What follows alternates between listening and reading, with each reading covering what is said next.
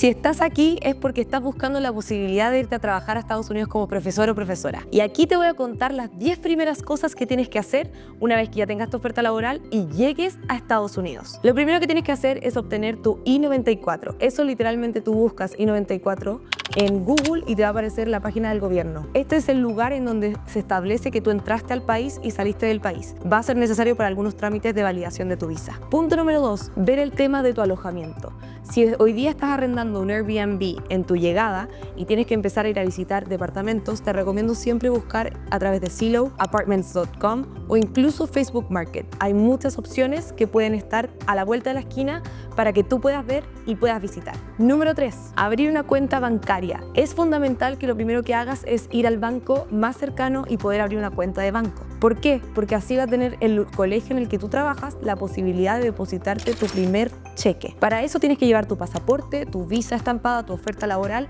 y de esa forma tendrás los documentos necesarios para poder abrir esta primera cuenta de banco. Número 4, muy importante que apliques inmediatamente a obtener tu número de seguro social. Para eso lo que vas a hacer es ingresar a Google, buscar la oficina del número de seguro social más cercano a ti y vas a agendar una hora si es que así lo requiere la oficina. Vas a ir con todos tus documentos. Dentro de esos documentos va a ser la visa estampada, dependiendo de qué tipo de visa, si es que es J1 por ejemplo te van a solicitar llevar el DS y si es que es H1B o H1B1 también te van a pedir llevar la carta de oferta y el LCA, que es el Label Condition Application, y todos esos documentos necesarios que también te van a dar en un listado. Tienes que llevarlos con mucho cuidado para poder aplicar a este número de seguro social y luego esperar aproximadamente 2 semanas porque va a llegar al buzón de tu casa. Número 5, comprar un número de teléfono. Es muy importante que desde ya y desde el minuto 1 estés conectado con todos y empieces a poder tener una red de contactos. Para eso vas a necesitar un teléfono y te recomiendo ir o a AT&T o Verizon. Esas son 2 compañías muy buenas para poder tener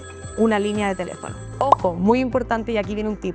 Si eres profesor o profesora en Estados Unidos, generalmente todas estas compañías de celular te dan un descuento por ser profesor o profesora. Así que recuerda demostrarlo y aprovecha esa oportunidad de que te reduzcan ese precio mes a mes. Número 6.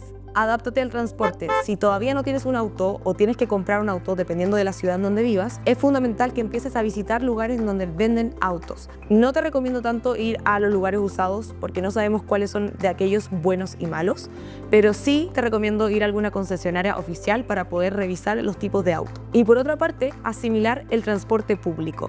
Si ese va a ser tu medio de transporte, entonces tienes que hacer los recorridos que te van a llevar al colegio con anticipación, que te van a llevar a ciertos puntos claves en tu día a día. Número 7, visita el colegio al que vas a trabajar antes de que comiences trabajando en él. Es muy importante que visites este colegio para que sepas, uno, cuánto te vas a demorar de tu casa si es que ya arrendaste un lugar o cómo va a ser ese traslado de acuerdo al transporte. Además, es una buena manera de anunciar tu llegada al colegio y que ellos también sepan que tú ya estás listo o lista para poder comenzar ese año escolar. Número 8, asegúrate de que tu seguro médico esté activado o de ingresar al seguro médico de tu colegio si es que ese es el caso.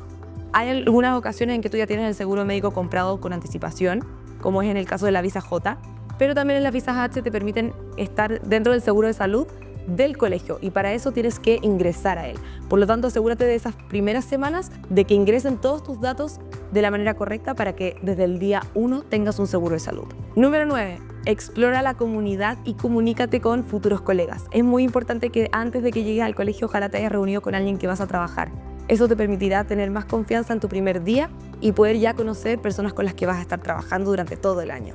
Y por último, número 10, familiarízate con el costo de vida. Empieza a averiguar cuánto vas a gastar en comida, cuánto vas a gastar en transporte, cuánto vas a gastar en el arriendo, cuánto vas a gastar en las cuentas, para que eso puedas meterlo de una en un presupuesto y saber cuánto vas a gastar mes a mes. Te va a permitir poder provisionar tu sueldo de la mejor manera y tener conciencia de lo que estás gastando. Si quieres saber más tips de cómo va a ser tu llegada y cómo poder trabajar en Estados Unidos, continúa leyendo este blog.